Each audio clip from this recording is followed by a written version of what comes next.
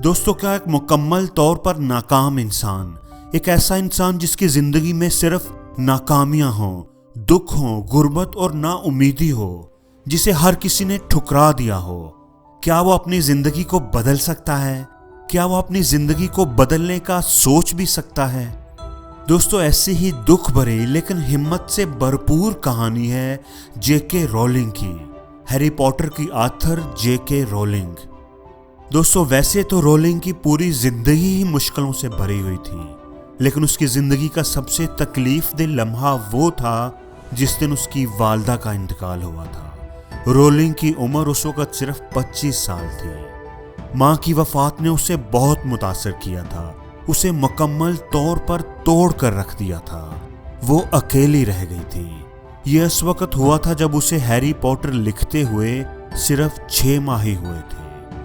उसे इस बात का भी अफसोस था कि उसकी माँ उसके नावल को नहीं देख सकेगी।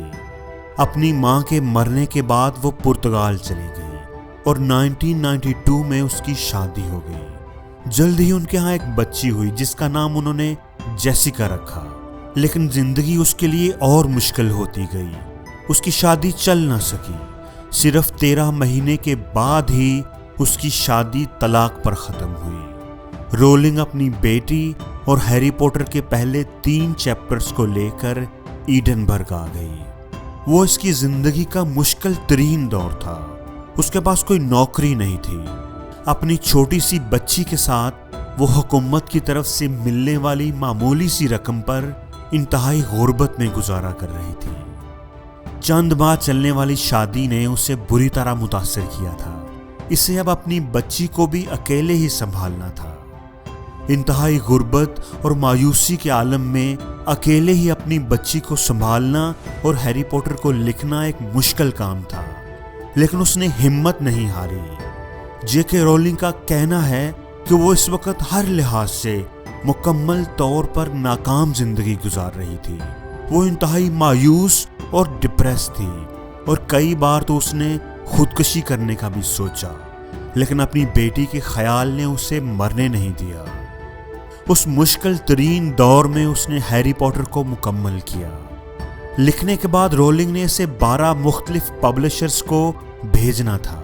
वो चूंकि इंतहाई गरीब थी, इसलिए वो कंप्यूटर अफोर्ड नहीं कर सकती थी और ना ही उसके पास इतने पैसे थे कि वो पब्लिशर्स को देने के लिए अपने नावल की फोटोकॉपियां करवा सके। इसलिए उसे तकरीबन 400 पेजेस वाले नावल की 12 कापियां बनाने के लिए उसे 12 दफा टाइप करना पड़ा।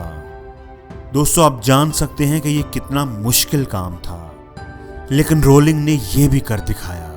लेकिन अफसोस की बात यह कि इतनी मेहनत करने के बाद भी किसी एक पब्लिशर ने भी उसे छापने की हामी ना भरी। 12 के 12 पब्लिशर्स ने उसे फजूल और नाकारा नावल करार दे दिया, उसे रिजेक्ट कर दिया। रोलिंग के लिए ये एक बहुत बड़ा सदमा था।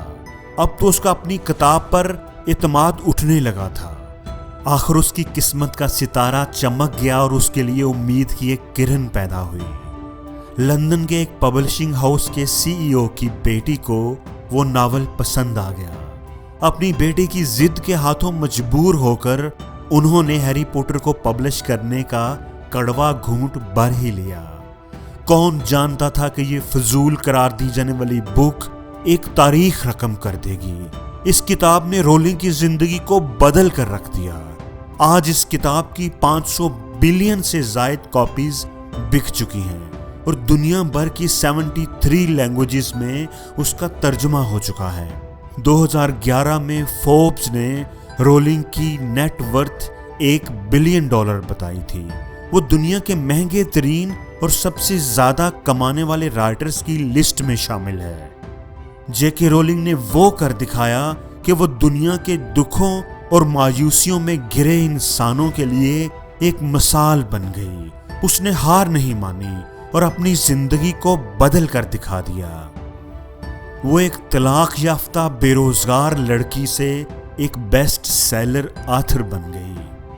लेकिन दोस्तों, ये एक ही रात में नहीं हुआ था। उसे दुख मिले, परेशानियां मिली, लोगों ने उसे रिजेक्ट कर दिया, लेकिन रोलिंग ने इन सब तकलीफों का बहादुरी से सामना किया, डट कर मुकाबला किया, हार नहीं मानी। लोगों के रवैये उसकी हिम्मत को तोड़ नहीं सके। दोस्तों, अगर आपका भी कोई ख्वाब है और आप उसमें सच्चे हैं तो ये बात याद रखें कि फिर भी लोग आपको रिजेक्ट करेंगे, आपका मजाक उड़ाएंगे, आपकी हिम्मत को तोड़ने की कोशिश करेंगे। लेकिन आप रुकना मत, हिम्मत ना हारना, आप डट जाना। चाहे कितनी भी मुश्किलें आएं, अपने ख्वाबों को अधूरा मत छोड़ना। किसी को क्या पता कि आप भी एक दिन तारीख ही बदल दें।